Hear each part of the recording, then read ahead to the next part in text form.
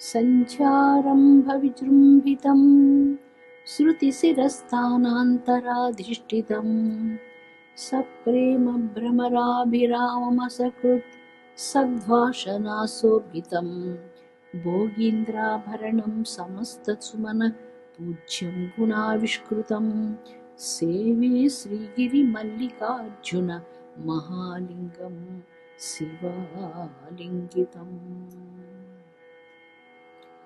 ॐ नमः शिवाय। ॐ नमः शिवाय। ॐ नमः शिवाय। ॐ नमः शिवाय। शिवाय गुरवे नमः। अण्बे शिवम्, अण्बे शिवम्, अण्बे शिवम्, शिवोऽहं शिवोऽहम्। పవిత్రాత్మ స్వరూపులైన మీ అందరికీ మీ తల్లి అవ్యాజ్యమైనటువంటి మాతృప్రేమను అందిస్తూ, మనం రుద్రం ప్రతినిత్యం పారాయణం చేయడం వల్ల ఆ గృహంలో వాస్తు సరిగా లేకపోతే కూడా ఆ ప్రభావం తగ్గిపోతుంది. వాస్తు బాగలేదు, ఇల్లు మార్చాలి, ఇదంతా భయపడనక్కర్లేదు. అందరూ వెళ్తారు కదా, ఆ కైలాస పర్వతం బిందు స్థానంలో ఉన్నది, ఇది అనంతమైనటువంటిది. అందువలన శివలింగానికి రుద్రాభిషేకం చేసుకోవచ్చు. అంటే రుద్రం సారాంశమే శివపంచాక్షరి కనుక ఆ పంచాక్షరి మంత్రంతో 108 సార్లు క్షీరంతో కానీ, పంచామృతాలతో కానీ, జలాలతో కానీ స్వామివారికి అభిషేకం చేసుకోవచ్చు. గంగా జలాలు, సుగంధమైనటువంటి గంధ జలాలు, బిల్వపత్ర జలాలు, పుష్ప జలాలు, ఇలాగా శక్తి అనుసారం, భక్తి అనుసారం విభూతి జలాలు, వీటన్నిటితో కూడా అలాగా చేసుకోవచ్చు. శివేన స్వయం లింగం గమయే సదా, శివేన గమ్యతే సర్వం, శివా నాణ్యేన గమ్యతే, లీయతే గమ్యతే ఇది లింగం అంటుంది వేదం. అద్భుతమైంది. శివలింగం అంటేనే జ్యోతిర్మయ లింగం. శివలింగం అంటే సాధారణమైనటువంటిది కాదు, అది జ్యోతిర్మయ లింగం. జ్యోతిర్మయ లింగం అని చెప్పబడుతుంది. చిన్నది కాదు, పెద్దది కాదు, ఎంత పెద్దదైనా సరే శివలింగం అంటే అక్కడ ఒక జ్యోతి ఉన్నది. మనం శ్రీచక్రం చూస్తాం, శ్రీచక్ర బిందువుల పైన ఉన్నటువంటి ఆ బిందువు ఏంటి? ఆ బిందువే శివలింగం. ఆ త్రికోణం దేవి అమ్మ స్వరూపం. మనం కైలాస పర్వతానికి వెళ్తారు కదా, మీరందరూ వెళ్తారు కదా, ఆ కైలాస పర్వతం బిందు స్థానంలో ఉన్నది. ఈ మానస సరోవరం అమ్మవారు, మానస సరోవరం పార్వతీదేవి, కైలాస పర్వతం పరమేశ్వరుడు.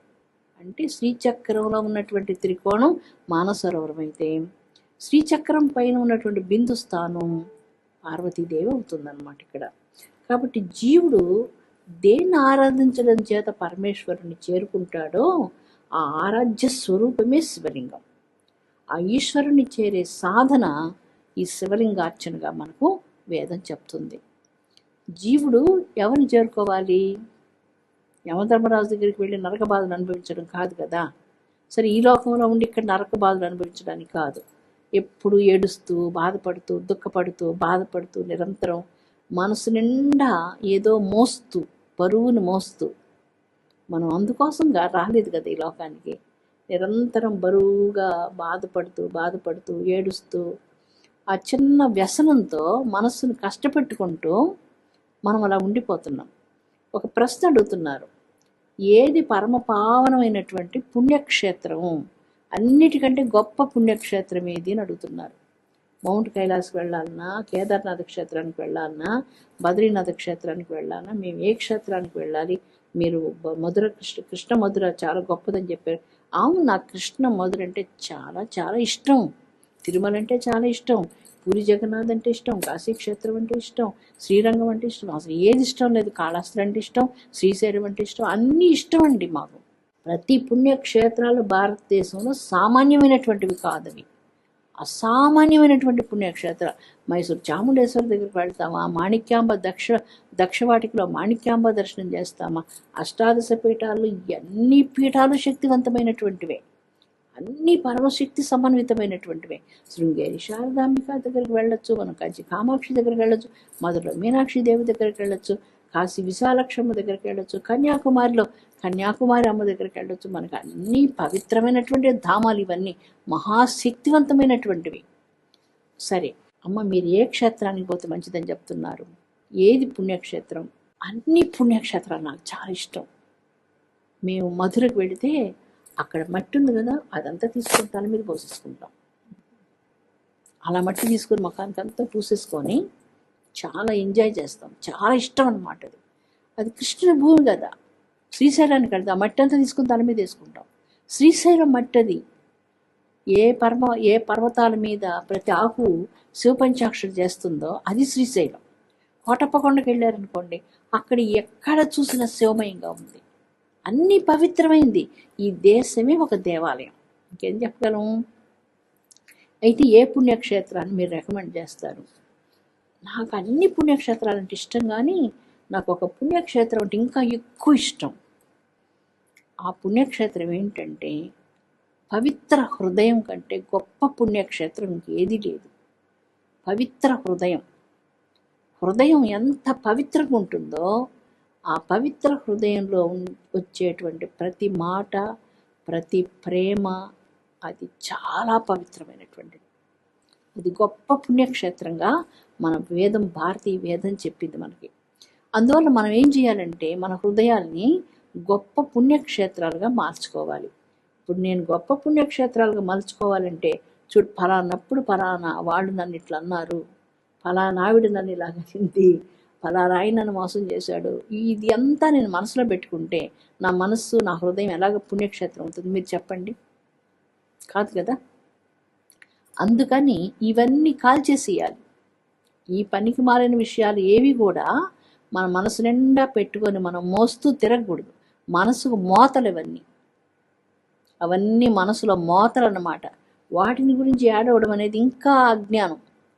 రామకృష్ణ పరమహంసల వారు ఇలా చెప్తున్నారు, దేనికోసం నువ్వు ఏడవాలంటే, దేవి దర్శనం కాలేదు, ఈరోజు సాయంకాలం కూడా అయిపోయింది, ఉదయం అయిపోయింది, మధ్యాహ్నం అయిపోయింది, సాయంకాలం అయిపోయింది, రాత్రి కూడా అయిపోవస్తుంది, నాకు ఈరోజు దేవి దర్శనం కాలేదని ఏడవాల. నా హృదయం పుణ్యక్షేత్రం కావాలి, గొప్ప పుణ్యక్షేత్రం కావాలి. అది కేదార్నాథ్ కావాలి, అది కాశీ కావాలి, అది బద్రీనాథ్ కావాలి, అది తిరుమల కావాలి, అది శ్రీశైలం కావాలి, అది జోగులాంబ పీఠంగా, అన్నీ కావాలి. నా హృదయం ఎప్పుడు అవుతుంది? నా హృదయంలో భగవంతుని ప్రేమించినప్పుడు అవుతుంది. ఎప్పుడు అవుతుంది? నా హృదయంలో భగవంతుని ప్రేమించినప్పుడు అవుతుంది. నా హృదయం నిండా భగవంతుని నింపుకున్నప్పుడు అవుతుంది. అలాంటి హృదయం కావాలి. అందుకోసంగా శివ అంటే ఆ నామం, రుద్రంలో వచ్చినటువంటి శివనామం. శివ అంటే ఏంటి? కల్మషం లేనివాడు అని వస్తుంది అర్థం. 3000 కదా నీ దర్శనం అయిందంటే జన్మధన్యమైంది కదా. ఏమి చెప్పను లింగా, అంతమాయే కదా, నీ దర్శనం అయిందంటే జన్మధన్యమైంది కదా.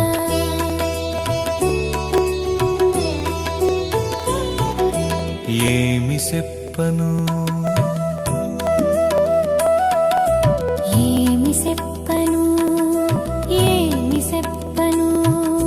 కళ్ళతో చూసేది భ్రాంతి అనుకున్నది అబద్ధమే. గాలి కదిలినాకు ఆడిన నువ్వే కదిలిస్తావు కదా. బయట వెతికితే దొరకదు, లోపలే ఉన్నావు చూడు. ఆత్మలో వెలుగే నిజం, బ్రహ్మమని నమ్ము. ఏమి చెప్పను లింగా, అంతమాయే కదా, నీ దర్శనం అయిందంటే జన్మధన్యమైంది కదా. ఏమి చెప్పను, ఏమి చెప్పను.